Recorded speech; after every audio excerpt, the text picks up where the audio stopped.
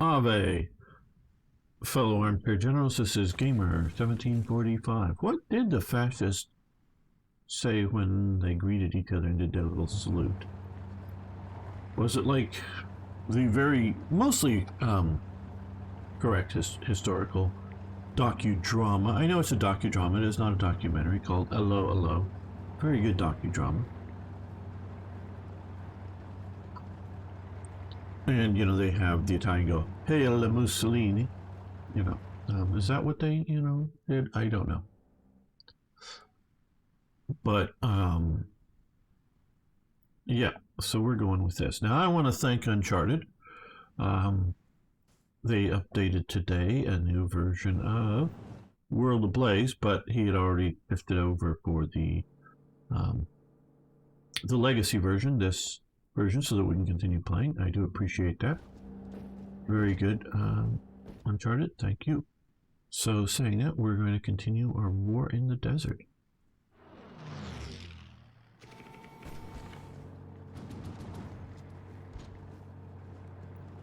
This encirclement is about the only thing that's letting us be as effective as we are.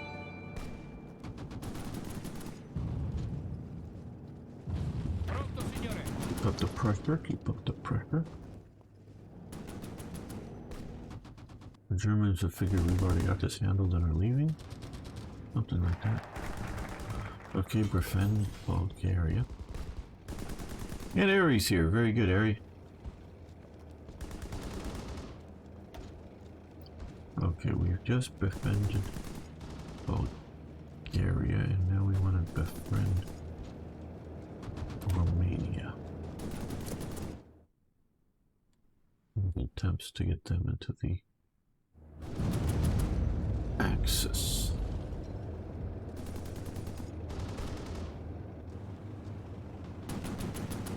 Prendete la mira. Attento. Doing this attack. Pronto, signore. Give them a moment's rest. Keep pressure on them. Pronto, signore. Formazione.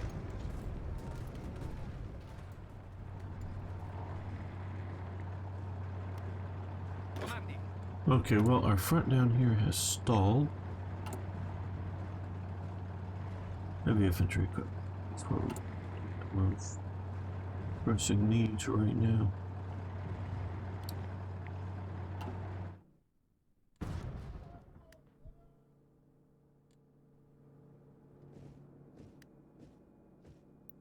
Formazione. Okay, well, these guys here are going to be on a supply, if I'm not mistaken. Comandi.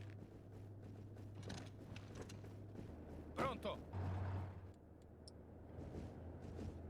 Ordini. Formazione. Avanzate. They can support that attack.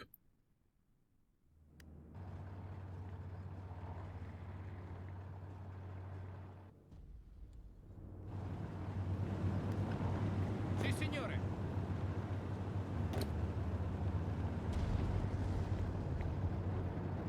Pronto all'azione.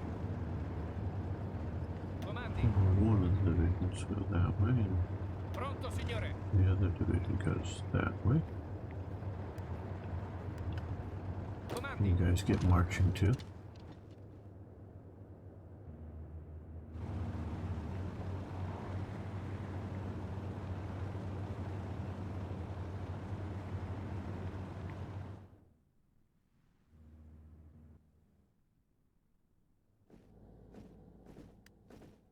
Ordini.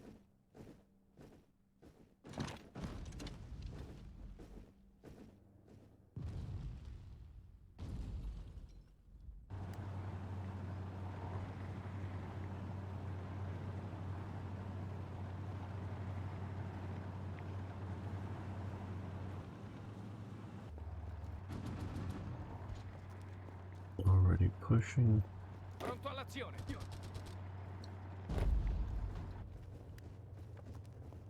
Pronto, signore.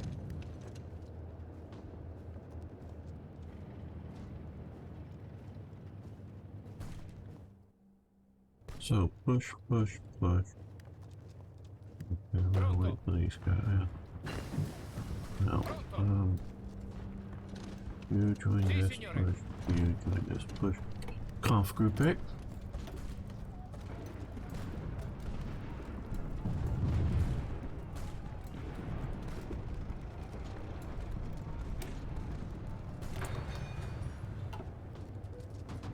Non-aggression pact. Okay, we'll be non-aggressive. With you, Bulgaria?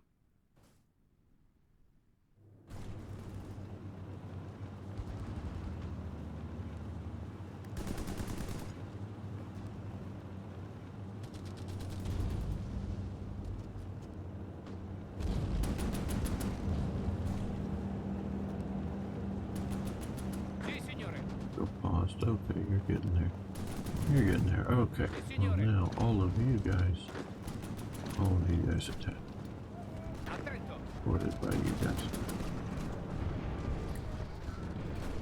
They're gonna go cut them off even sooner. Ordini. Avanzate. Pronto, signore.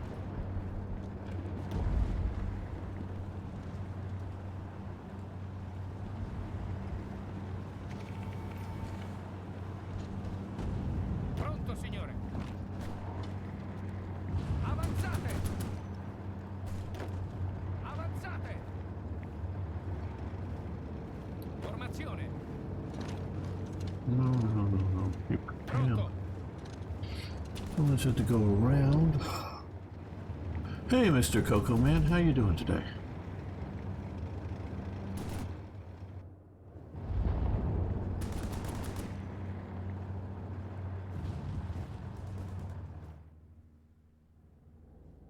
Okay, well, they're falling back even further, so we're going to Pronto.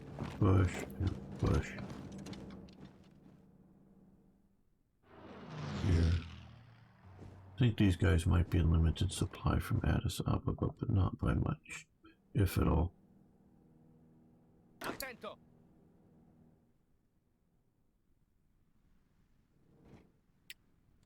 But what we should do here is Avanzate. put you on railways and get you down there so we can send you down. Attento. Pronto.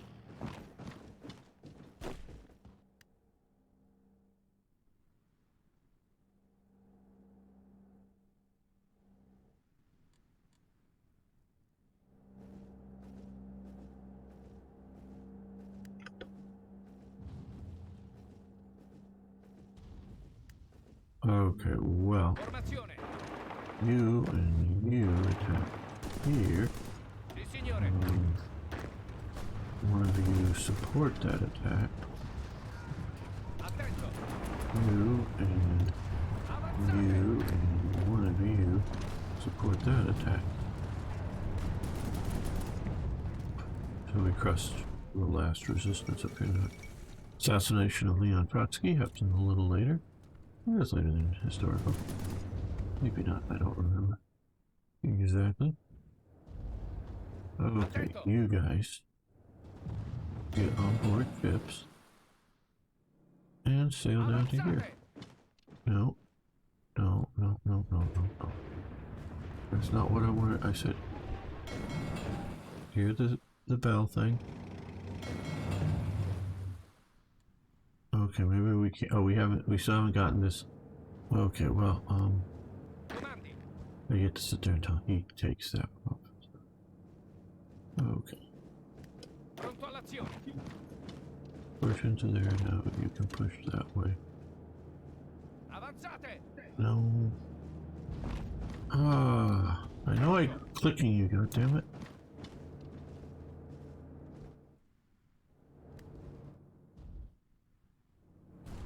I know there's a mod to give this a more Hearts of Iron 3 look. I'm considering using it soon. Pronto, signore. There we go. The British Western Desert Force has been wiped out, and they just lost 2 destroyers to one of our submarines. We lost 1 submarine and 6 aircraft in that. They lost a destroyer. We lost 2 submarines and an aircraft, or 5 aircraft total. And they lost a destroyer. Okay, well, we're keeping our aircraft operational here, which is good. I'm going after their operations. Okay, how are we doing? Aircraft production, naval bombers, okay-ish.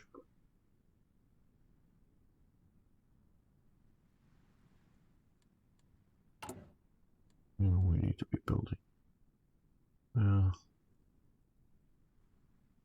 That'll be repaired anyway, so let's throw on a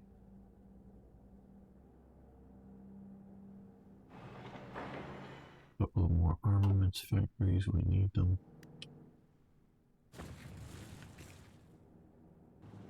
Attento. Yes, potato.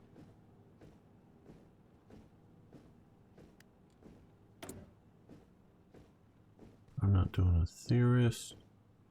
No bonds. Extensive conscription. Well, we got 1.5 million men. We're good. Hey, Thomas. Can you restart? Well, yeah, I could. Why are we wanting? Why would I want to restart? I'm guessing you mean the Avanzate. from the beginning. Hey, John, how you doing?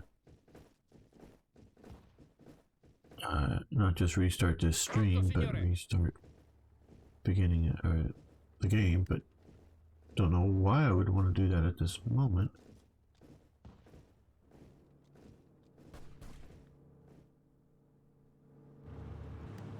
Comandi. Tomati. Sì, signore. We don't need all these guys just hanging here in the desert. Ordini. Pronto, signore. Send him to a port. I'm not sure where I'm going to go with them. I don't want to put too many forces down here just to go eat supplies in the desert. Okay, well, we still have forces here, so let's see, 48, yeah. You guys can come down here and operate over here.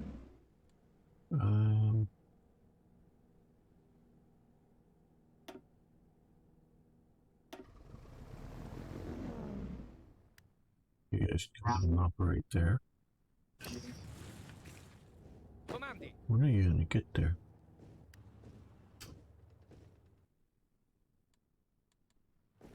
Attento. And we've eliminated the force. Pronto Just in all'azione. case it's crossing the Jordan. It's taking you so long. Let's send you that way.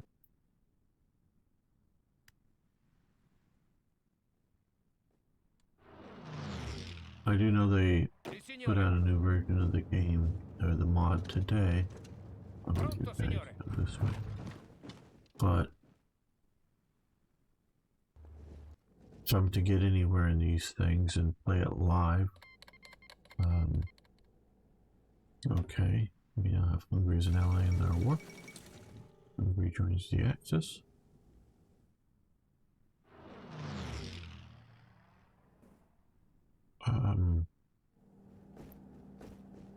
Pronto, signore.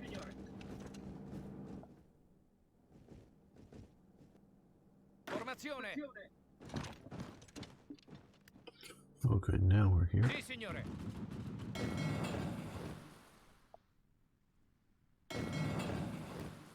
There we go. Well, looks like they're going to take us out here. We're not enough supplies or whatever. should have been providing some level of supplies. I'm not saying it would be enough. But well, we didn't get down here fast enough, of course. Second Vienna Award. Alright, carving up Romania. That means they'll like us more now that we've taken stuff away from them. So they will want to be on our side now. Attento. Yes, potato.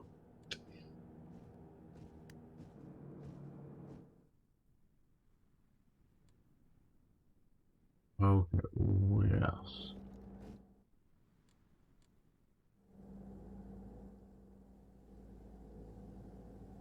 We have this force up and along here. We have... This is what we're also looking for here. Right, reinforce up into the mountains. Pronto, signore. You guys Pronto all'azione. come here. See how our battles go currently. Inconclusive. Took out a destroyer. Got a destroyer for loss of an aircraft. Well, that's easy. Yeah, that's an easy exchange to accept.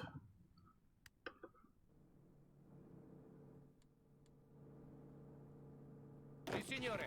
Alright, so let's see. Ordini. Okay, these are the fascist division. This is the colonial light infantry. That's what I'm. Okay, you guys come down.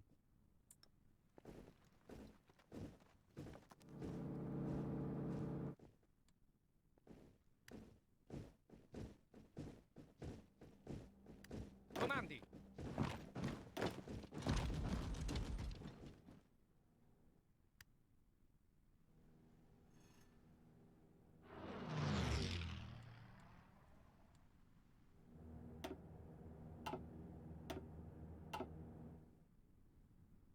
More mid-Mediterranean action.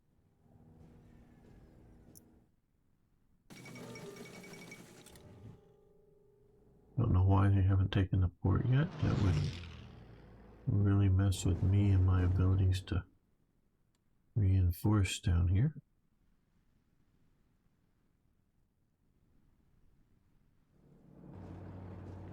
We're trying to get there, I guess. Maybe we'll beat them, maybe we won't.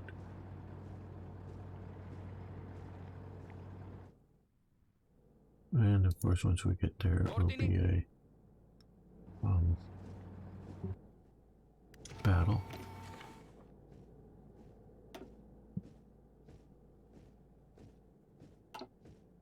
Okay, these are German aircraft, I'm guessing, down here. Oh, yeah, it took everything else. Oh, no, not yet. Not yet. But they're going to take those, I'm sure. Attento.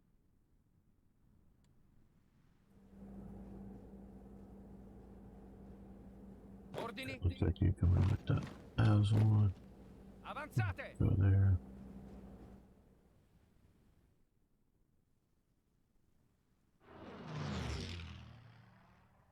Sì, signore.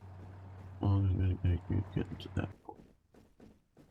Will it be enough with disorganized troops defending?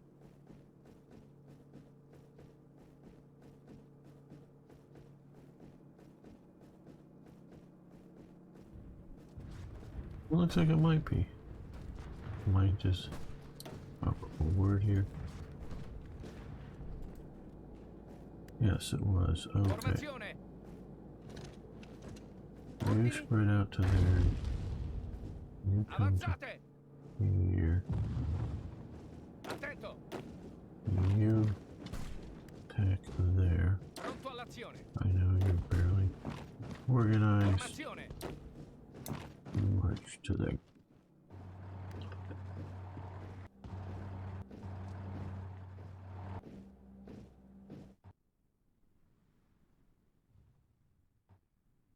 Well, we lost before we could get down here. I don't know if I could have saved them. I didn't know I needed to take this and this side to be able to move troops. down here. Had I known, I know I could have gotten here faster because I sent troops up this way. Would it have been enough time? Maybe. I don't know. I just quite honestly don't know.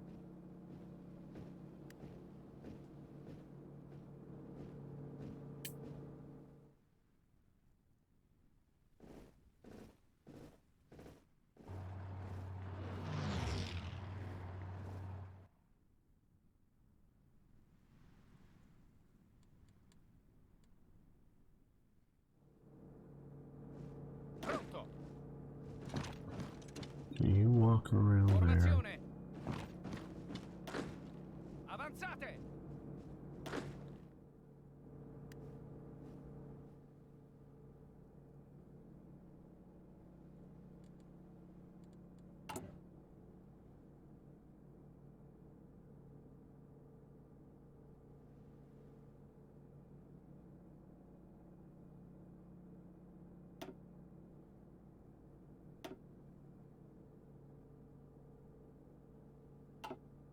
I don't know why we're getting damage in Albania, really, quite honestly. Is somebody bombing us?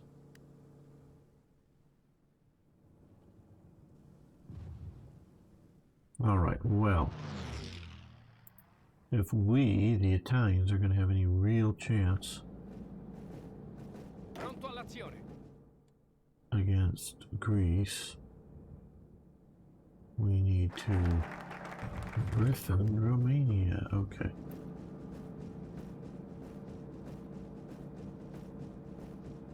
Comandi. Okay, well, let's plan this.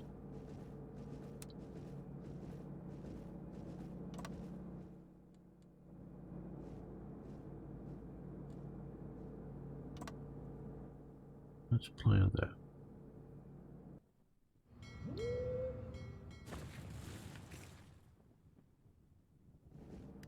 Days is it going to be? 28 days.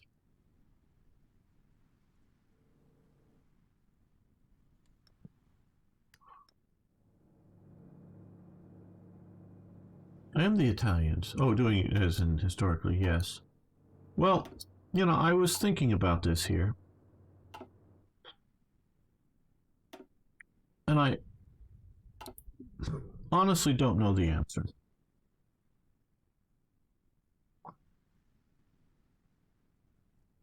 With things as they were starting in 1940. Because Italy could have, you know, all of the nations, to one degree or another, could have been better production for the war. We know this. And there's some good reasons why they don't do better production for the war. Sort of like the U.S., you know, it has the M1 Abrams, and I know my friend Fritz, who actually drives Leopard tanks, the modern ones. I think the Leopard 2A6, but not absolutely sure. The actual variant. You know, he talks about how the stabilizer on the Leopard is better than the Abrams, and I'm going to believe him because I don't know. Hello, Eric. I don't know, the details of comparisons of the two stabilizers, and whether he's just being patriotic or it is better. And that probably is better. I'm not doubting him. But the Abrams has been shown to be a very good tank. And the U.S. has gone different in the last 20 years or so. Different seriousness levels in trying to figure out, do they want to, replace the Abrams, with what? Rumsfeld, way back when he was in the early 2000s, he wanted to not maybe get rid of all the Abrams, but mostly get rid of them and go to light brigades that were air deployable, not like airborne to land, from parachutes or whatever. But just be able to put them on the, American big strategic airlift commands and get them someplace, to emergencies. Now, of course, Iraq sort of kind of showed Pronto, signore. the folly of some of that. And they scrapped doing it. Now, the Marine Corps is giving up its armored battalions. I don't know if it's going to keep any Abrams. I think they should keep some. I'm definitely, I want a leaner, more, elite Marine Corps instead of just a big Marine Corps. But a few tanks is a good idea. Tank battalions for the Marines? I don't know. Okay. But so the point is they're thinking about doing something better. Well, on the stabilizer issues, I think the Abrams, and someone can correct me if I'm wrong. I don't know, Russian dude. I'm sorry, I don't read Cyrillic. I get that it's Russian. No disrespect meant, but just, yeah, hello, Russian guy. I think the Abrams stabilizer is a generation earlier, than the Leopard 2 stabilizers, I think. I'm not absolutely sure on it. And so, if they're going to make a new tank, what would you do different, seriously, than the Abrams currently? And I could see some things, there looks like some gaps in some of the armor that you might fix. But you want to keep generally flat angles because the way the Americans can swap out the armor pack, maybe not as swapping out kind of thing, but change the armor on the turrets without necessarily changing the rest of the turret design and function. Whether it has different depleted uranium, I know they've been looking at various, back carbon armor, been looking at ceramic type armors and glass type armors in there, that the glass and some of the stuff doesn't do well against kinetic penetrators maybe, but does very well against some of the heat type penetrators for their weight. And so, it's looking at different stuff. So they want to be able to swap it out. So there's some of the things they do the same, I think. What engine would they use? Would they continue with a turbine? Or would they go with a more conventional diesel type engine, So there's, what do you pick to change it to? And another good sort of example is, why you don't get ready for a war too soon. Is you look at like the French. They come up, military thinking is just getting onto the idea of multi-shot rifles instead of single-shot rifles. And they've known about at the time. They knew about multi-shot rifles, in the American Civil War in the 1860s, and in the 1880s. Most European nations do not have multi-shot rifles. The Americans didn't, or actually retreats from using multi-shot rifles, even with the Winchester 73 out there, which is, as some people point out, sort of the assault rifle of its day. And they retreat back to using, single-shot rifles. A lot of those reasons for the various armies is the power of the cartridge and the weakness that they wanted to use for their weapons, and the weaker cartridges for the multi-shots, because finally in the Winchester model of 1873, you're getting a properly powered pistol cartridge, because the earlier Yellow Boys, the 1866s and the earlier Henrys, their cartridge is fairly weak, and the Spencer rifle cartridge is fairly weak. So, they want something a bit stronger. And so they're like going, do we want a semi-auto, or not a semi-auto, do we want a multi-shot bolt action or a single-shot bolt action or a lever action like the Martini Henry? And they're all, armies don't want to, pay for, or maybe better term, governments don't want to pay for a weapon will be broken. So, but the French come out and go, boom. They do a multi-shot rifle, and the first one's out with a, not really smokeless, but we sort of say smokeless, a smokeless or non sort of traditional black powder cartridge. So they come out the door first with all of this. And they implement both things at the same time. And that changes the world of military. Well, they end up having in World War I the most outdated rifle and cartridge, because their cartridges are outdated in design in multiple ways, but including lacking, some of the more proper Spitzer bullets and things. I think they did have Spitzer bullets by that point. But, trying to load them into machine guns and semi-auto rifles was really, really... Actually, it's Ukrainian Cyrillic, yeah.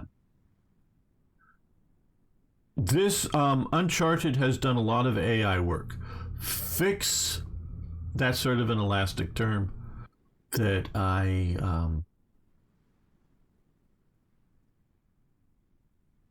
he makes it better. I'll say that. He makes the AI better. Is it all good? I don't know. Is it fixed? But it's definitely a better AI. That's for sure. And yes, I do know that Ukraine is different than Russian, and both use Cyrillic, but sorry, I can't tell the difference. And so, and basically to load and shoot the same number of rounds out of a single shot bolt action rifle and a tubular magazine single loaded rifle is about the same amount of time. But if you have a fully loaded tubular magazine bolt action rifle, you will get those, however many, 8 is often the normal stuff, depends on how long the rifle is, rounds out. Those rounds will come out faster, but then you got to slow down and reload it. They didn't wait to figure things out more, like get a better cartridge that's going to load into a automatic weapon easier. And they didn't get a magazine system that was like, basically ends up, the best ones end up being the stripper clip, but there's several different things. So they go fast and do it, and end up by World War I having the most outdated weapon. And they slavishly stuck to that 8mm Lebel round because they already had so much in the system that they couldn't make a semi-auto rifle that would function well enough. I know they did end up having RSC, one of the models of that by the end of the war, but it's not that good. It's not quite working well.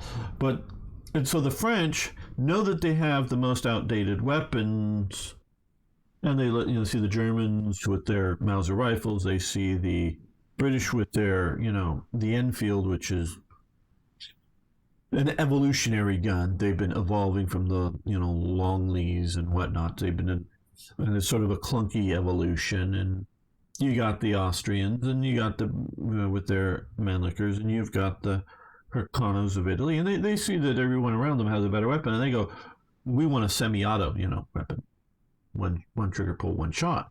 We want to do that, but they stick to that 8mm round, so they never come up with a good semi-auto. Will never do for the 8mm round, and so they enter the war without a good weapon, and it's too late to switch over by the time they get, World War I breaks out for them.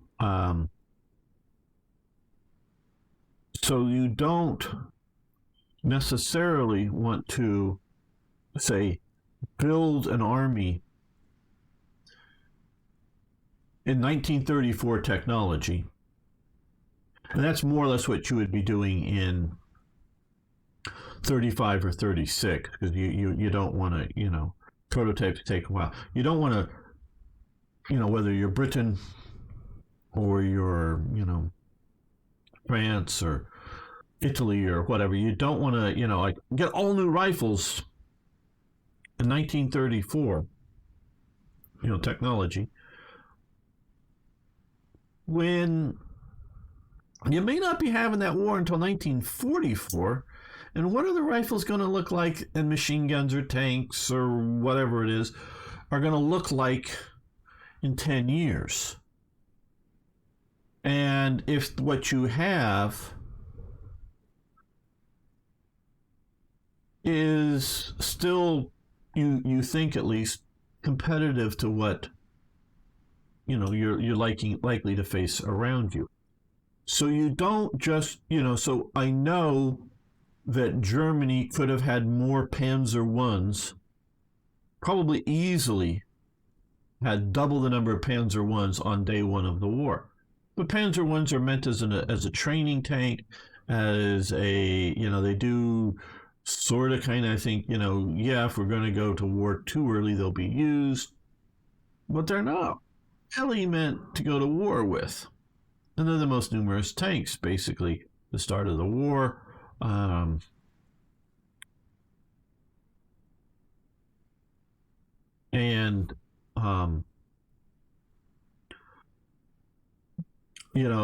getting into the Panzer IIs, which are also sort of kind of a training tank, that they're a little more thinking that these guys may also end up being a reconnaissance vehicle too, but still both training type vehicles. They end up going to war with them as the most numerous weapons, including into the invasion of France. So, but if you had double the number of Panzer Is, things would have been better for Germany. But they don't know that. So Italy, who is not only using a lot of World War I technology, they're actually, a lot of their artillery, as well as rifles and whatnot, are using literally World War I equipment in World War II in their mainline divisions. That doesn't mean, and I know this is a long way around here, that doesn't mean Italy couldn't have produced more than it did. It could have. Now, I don't know how much more in a particular area, and without necessarily reducing another area, because one of the areas, the most up-to-date for Italy, not the most up-to-date in the world, but the most up-to-date for Italy, is the Navy. They basically built a new Navy. There's some pre-World War I ships, I'm pretty sure. And there's definitely some stuff built in the World War I era, but a lot of the premier Italian Navy is built post-World War I. Where, like a lot of the U.S. Navy, and a lot of the stuff that gets sunk at Pearl Harbor and some of the battleships, those are World War I era battleships.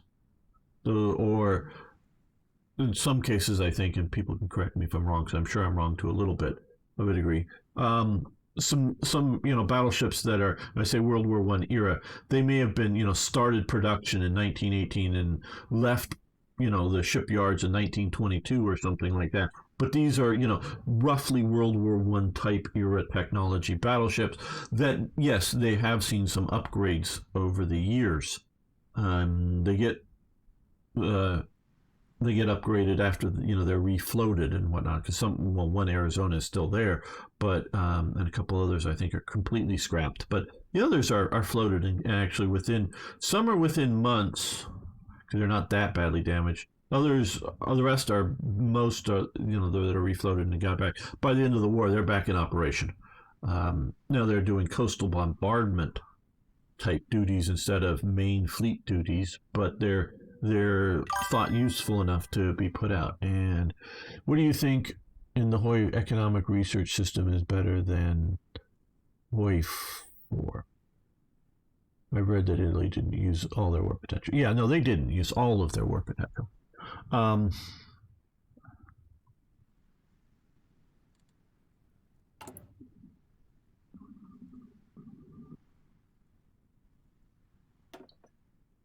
Okay. Black Ice has implemented tech companies in a way. I guess this is on. I'm going to call him Iba because his first name sort of looks like Ibah. Probably something entirely different, but that's what it sort of looks like to me. Iba. This here. Well, okay. It's economic and research. The production is better because you're producing things and not units, and you're training units. You're producing things and you're training units. That's better. The trade, I think they could have still used money better than just factories, but this works for pretty good. So the economy, I think, is a general better. The research. The one thing I wish they would have done more on research is things like this here, in that you can do the one thing and make it better. Had they done that with some of this stuff here, so instead of just do these as all as sort of, and I know this is a modded version of stuff, do one and you're done, is make conf groups better, more incremental. It's a generally improvement.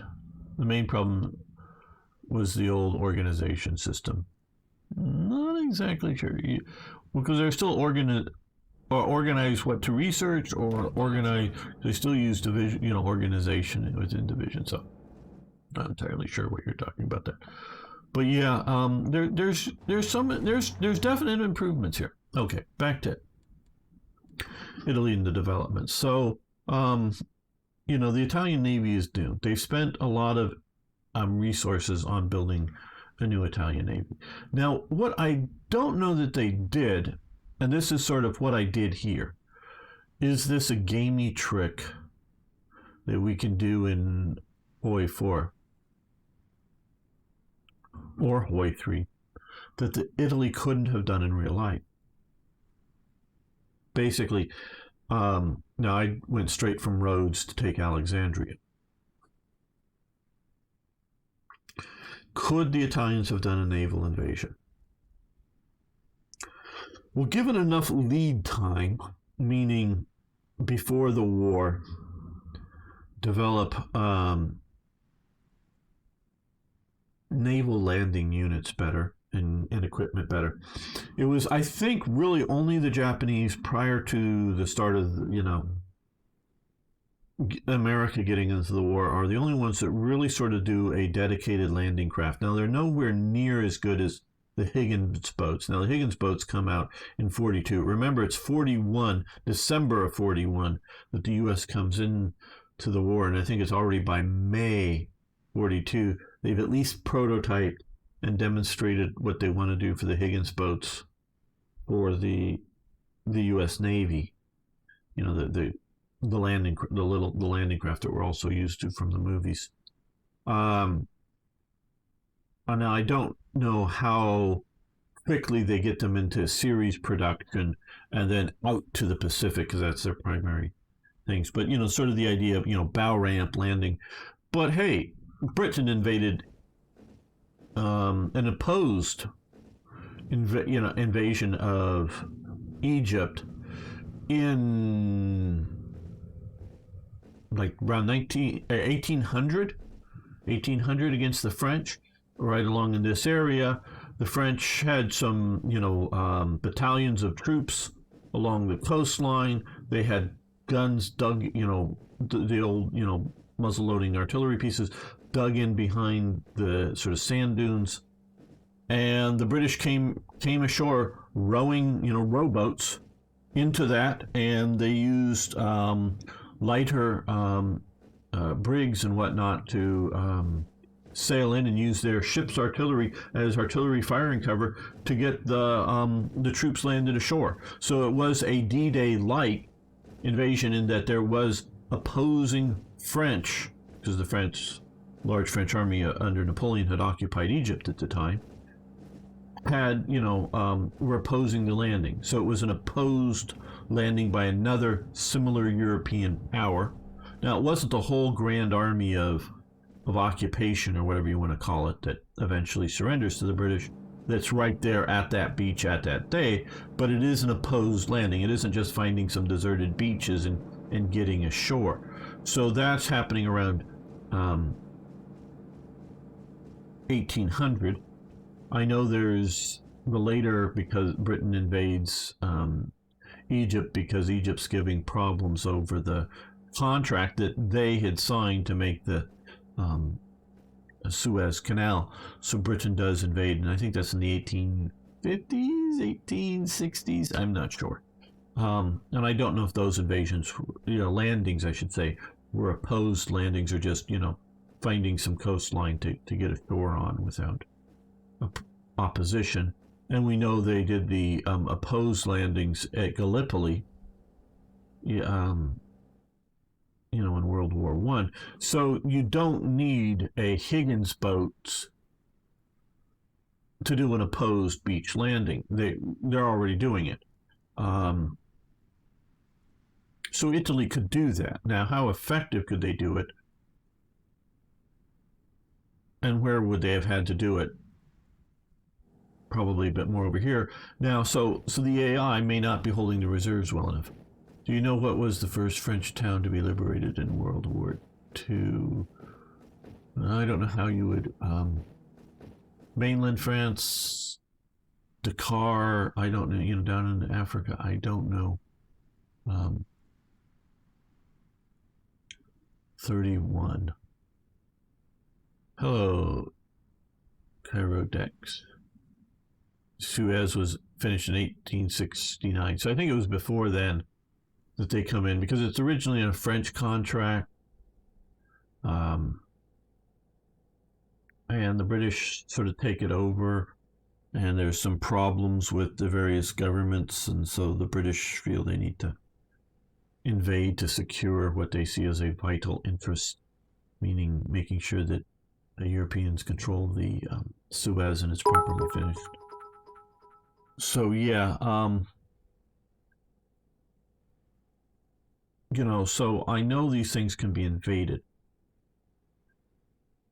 What would keep Italy? Okay, so you don't need special landing craft to invade. That's it. Just makes the invasion a hell of a lot better and easier. But you don't. It's not a required element. So Italy can pull up a few passenger liners. They had them. They were, they had their colonies down here for a long time. They had, passenger ships, they had cargo ships. They could pull up a few passenger liners, lower rowboats off the side of them, and stroke to get the troops ashore. And they can sit some, destroyers or battleships off and do shore bombardment. We know they can do that. What's going to stop them from doing that? Oh, and we also know that because these are no longer sailing ships and are powered vessels, they can sit out here and come and land here, or here, or here, or here, and in no way can the British possibly respond effectively to the landings to oppose them, in the sense of move units quick enough there. They can spread their units out along here, like say a division per one of these provinces or something like that, and then that would spread them out by battalions and brigades and whatnot. So they can spread themselves out, and they can have a reaction force, like we see that they did in World War II. Now, of course, there's a lot less rail transport around, and the roads suck, and these are not, at least for the most part, bridged out here, I don't believe. I'm pretty sure there's a bridge across the Nile, at Cairo, and in a couple of places there's some major bridges, but it's more river crossings, and this is a pretty shifty river. So I don't know how well it's bridged. And there is like one train. I know there's a rail road that comes up and along here somewhere and goes up, to Here I know there is a railway here. But that's just a railway. That isn't a rail, rails going everywhere, back and forth, to here, to there. There's a few railroads around here. Something that you can fairly easy cut and also limit your movement. So you can respond to it, but not rapidly, and not as rapidly as an invasion force coming ashore. Okay, so the two things that are going to, in a practical sense, stop a naval invasion are naval assets and air assets. Because if you show up with a couple of battleships, a few cruisers, and some destroyers that have and a lot of stuff early in 1940, most navies' anti-air was woefully inadequate. Britain starts the war with the pom-pom guns. Those are basically big Vickers machine guns shooting I think about a 20 millimeter round off of it. Actually fairly good, but fairly complicated to make, and they don't have nearly enough of them. Sometimes they make a big sort of 6 of them at once, or 4 of them, once in one little mounting. Pretty good, but not so great. And machine guns, 303 and 5.5 caliber, 55 caliber machine guns, basically. They don't have in proper production the Oerlikon or the Bofors yet. That is being spun up in America. The Bofors is Swiss, and the Oerlikon, Bofors is Swedish, and the Oerlikon is Swiss production, and those are small, limited productions in their own countries. The U.S. has licensed production on both of them, but they have to be made afresh because the manufacturing techniques are different between those two countries and each other, and as well as the U.S., and they need to be made on U.S. standard. So the U.S. doesn't have, in 1941, does not have either of those two guns significantly equipped to their forces. So they're using 50 cal big heavy water cooled 50 cals, and the Chicago Piano is what it's called. It's a multi-barreled gun that's not very good, 1.1 inch, about a 30 millimeter, not that good a gun. It's not very good, and there's not enough of them. And so I just know that about the U.S. more than I know about Italy, but just because of everything, I'm sure Italy did not have good enough anti-aircraft weapons. So you show up with those and some transport ships, both cargo and troops off the coast, and if there's enough RAF bombers, they'll just sink them all, or enough of them to make the invasion not work. So aircraft can sink them all. And, of course, the Royal Navy can sink them all. The 40 millimeter, that's the Bofors. The Bofors gun is a 40 millimeter. The Oerlikon is a 20 millimeter. There's a lot of 20 millimeters in use in World War II. Most of them use different ammunition from each other. The German 20 millimeter guns may have the same diameter of rounds coming out of them, but the whole cartridge, the powder casing behind them, are different shapes, different lengths. They can't feed the same 20 millimeter ammunition. But the U.S. sort of sets the standard for the Western Allies with the Oerlikon and the Bofors guns and the 40 and the 20 millimeter, and basically everybody's adopting them because they're just getting the American-made guns and American-made ammo and putting them on their ships. It just sort of becomes the standard, largely for the Western Allies. And so aircraft can stop the invasion, and ships can stop the invasion, because obviously ships can sink other ships or submarines.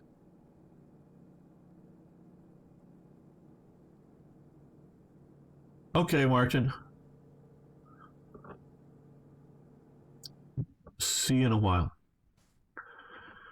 Now, like I said earlier, Italy has a fairly good, fairly modern navy. It is not good enough to take out the Royal Navy. But the Royal Navy's busy.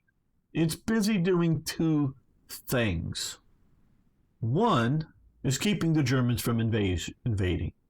That is the most primary reason for being, the raison d'etre of the Royal Navy is to keep Britain from being invaded. That is its primary goal. So they have the home fleet, they keep it up here, that it's close enough that they believe, and I believe so too, to, steam, not, you don't sail anymore, but you steam to wherever to stop a German invasion in enough time, and to be hard to attack. I mean, Gunther Prynne gets in and sinks one battleship, but with his sub. But it's a difficult task for him to get in there and be able to do that. And of course, they up the security after that. More anti-submarine nets and things. But it's up there with, responding. And about at least in the early phases of the war, the only time that I know that they really get the home fleet out of position, meaning not just up there waiting to pounce, is when they were out looking for the Bismarck, sailing around here. That they retask a lot of stuff, and the home fleet, but it's still in these sort of waters out here. It isn't wandering around the Mediterranean or somewhere else. So you have the home fleet, and then you have about the same size of fleet, not the exact same composition, but about the same size of fleet that's doing the sort of second job that Britain needs to do, it is to keep supplies, ships coming in and out of Britain. So they're escorting convoys. To keep ships like the Bismarck, like the Graf Spee, away from big convoys, you need a heavy cruiser, a battle cruiser, a battleship, in the complement. You need some destroyers, you need some cruisers, you need lots of destroyers to sink submarines, or just to tell the submarines to go away, or whatever. But so you need a lot of Navy doing a lot of that kind of stuff. And then, of course, you need Navy to sort of like, Japan, don't do nothing out here, we're here. Obviously, Japan does do something in 41 when it gets ready to go to the war. But, so as well as playing around in the Mediterranean, the Royal Navy is busy.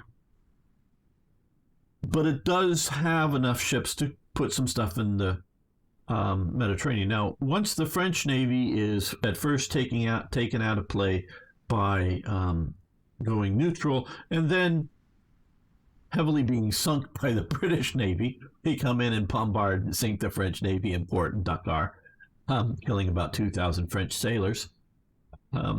Slightly fewer than, I think it's fewer than what was killed by the Japanese at Pearl Harbor, but they sunk, or maybe it's just 1,000 or something French sailors. But they killed a bunch of French sailors and bombarding it with the fleet under Churchill's orders, sink the French fleet, because they didn't want it in German hands. And so once you get the French fleet out of the picture for the Mediterranean, the Italian fleet is a real menace. But it's definitely up at the tops with Mussolini, and also I think with the tops of the Italian Navy, the Regia Marina, the Royal Navy, and basically in Italian, is they don't want to lose these precious ships. The ships are just too precious to lose. So they don't want to risk them in a battle unless they're sure that they're going to not only come out victorious, but sort of an overwhelming victory. Basically take damage or whatever, but the idea is they don't want serious losses with their Navy. It's just too precious to lose. And so they don't use it. And yeah, I get the point of the idea that, well, why is the Navy too precious to lose? Well, because it's sitting around here doing sort of what I'm talking about, being ready to sink an invasion fleet. And so it's protecting Italy. And, of course, they're also protecting it with aircraft. But to not use the fleet, use a little bit of hiccup, to not use the fleet when the decision is in doubt as to who is going to win the war. You are not sure. You have not won the war, but the war has not been lost. To not use the fleet at that time is a mistake, because they've got to have some concept of America out there. They've got to have some concept that the Soviet Union, although they don't have much of a fleet, is out there and could be a threat. That to wait too long, and it may not always be clear at the time, because notice I'm saying some concept. I know this episode's going long, but okay.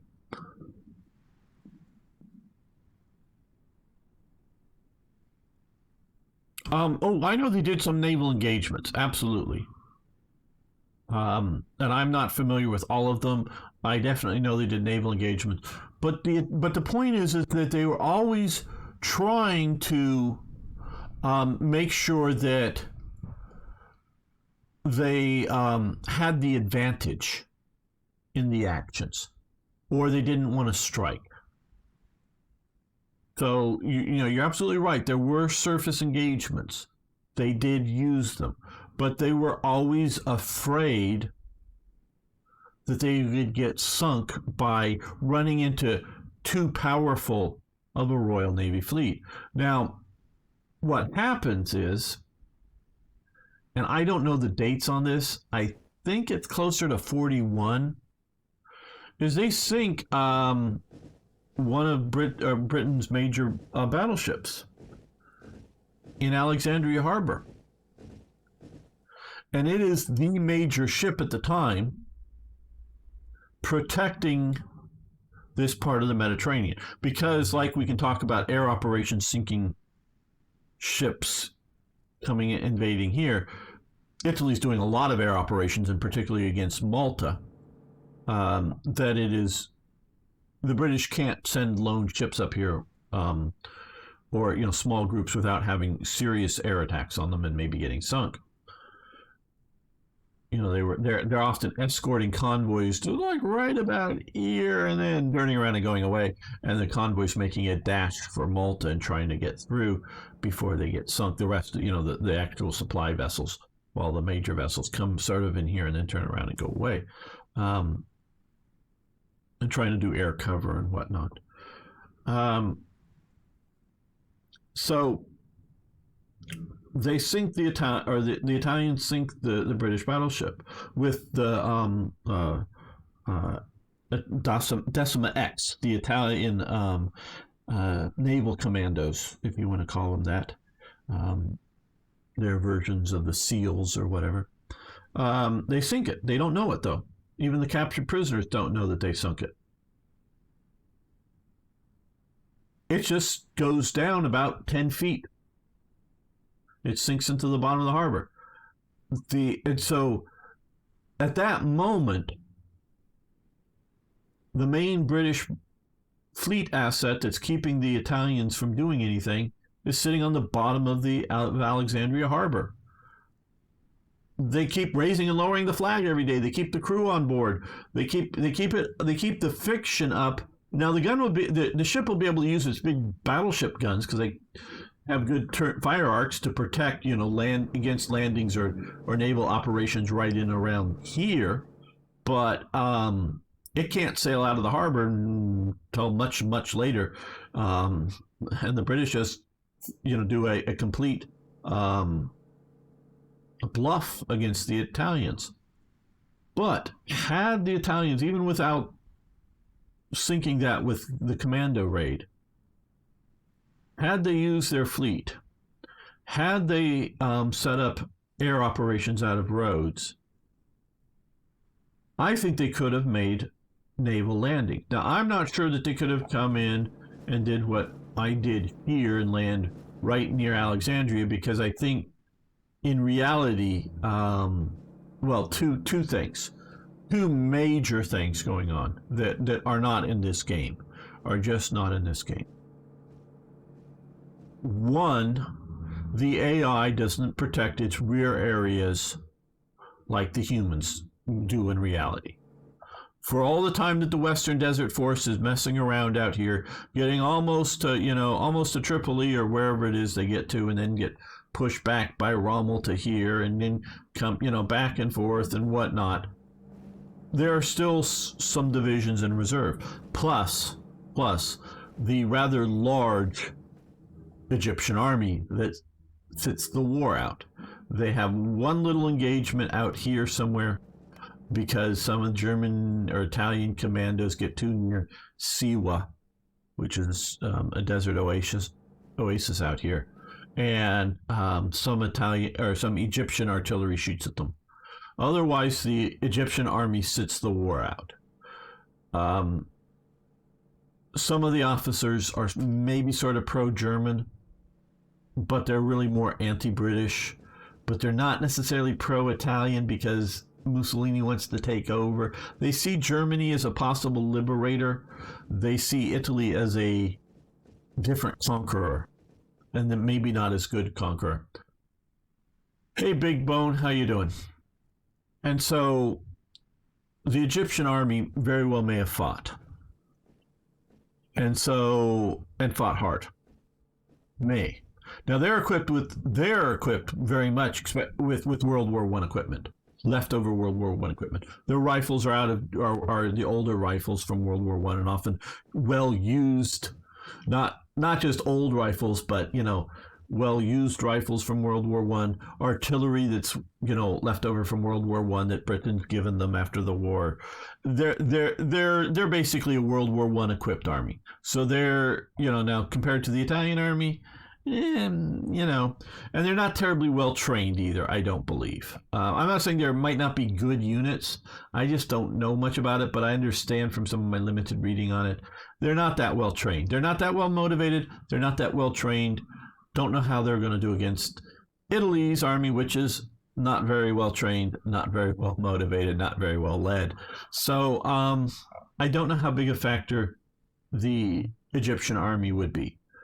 But I do believe Italy could have got itself together. I would probably realistically try to invade Cyprus first, because once you get Cyprus, you get air bases, because they're easy to repair if somebody's tried to damage them. You get air bases, and you start to not just threaten to come down from here to here, whether you try to skip across the French-held territory, or you want to come down to, land in all of these places, and you got a lot more air support on it. Okay, I hope you come back. Hope you guys all subscribed on YouTube or followed on Twitch. So, yeah, I think an invasion was possible, to sort of create a second front.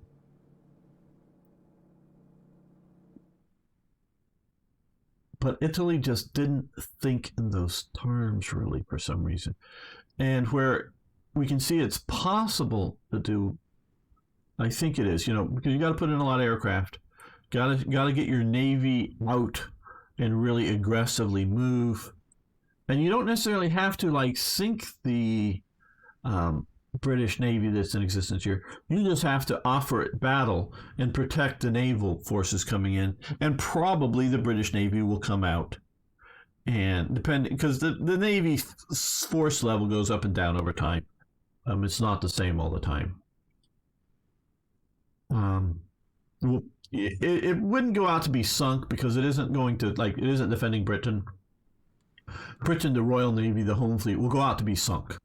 So long as it sinks the enemy attack force, it's willing to be sunk itself, because it'll do its job. If it sinks the attack force and it gets sunk, it's done its job. Egypt isn't Britain. And so if it really thinks it's on a losing idea, it may be ordered out of the area. But if it's competitive, they will engage. So you need to be willing to offer battle. You need to be able to land. You might work. But where I know it would have worked, not might, not it could, not maybe, where I just know that Italy could have, with what they had at the time, they just didn't do, is set up from Rhodes, or one of the other two little islands out here they have, but mostly Rhodes, is a naval invasion against Greece. That is where, hey Niels. Yep, we took out Egypt with and I've just been talking about the real world possibilities of a naval landing here while the main British force was sitting out here, and so we trapped them and cut them off without supply and killed them. That's how we did it. But I know for a fact that Greece just wasn't prepared to deal with too many naval landings. Now, I'm not sure where the best spot would be. I mean, I know Athens is really more here. You might have landed over here on the coastal region here and pushed over the mountains to Athens. You might have landed in the Peloponnese, but that could be sort of hard to break out of. The Greek Air Force and the Greek Navy is a really sort of nothing. So they could have taken off from Rhodes and landed up in Thessalonica, up here in this region, and that would have put enough forces, if you do it like 4 or 5 divisions, that you would turn the flank on this, because Greece really only had the army to do this in any strength to face off against here. They couldn't do this and defend here, defend here, defend here against multi-division. Hey Sam, and Rhaegar's here. The UK never really put much of a fleet down here in the Levantine Basin, as it's called in this game, so we were able to control it. And so they never really opposed it. I don't think there's been a single naval engagement by these guys here. They've just been hanging out here with these things. Where we've had a bunch of naval engagements in this zone over Malta. I've been sinking destroyers, and they've been sinking submarines, because that's all I really have opposing it. And a lot of aircraft flying over here. And I do have some aircraft coming here over this region here, but they have not. The AI did not put any navy here to oppose my landings. And they've had a fairly large force, and you can look back, but it looked like to be more than 10 divisions sitting all around Italian East Africa that would have done much better to take half of those forces and put them on the coast here and do this more slowly. So yeah, well, we're going to end the episode, not the live stream, but the episode here. I want to thank you all for watching. Thanks for liking the videos. If you haven't already, please subscribe. And of course, you can follow over on Twitch. See you next time for more, yes, even more Hearts of Iron.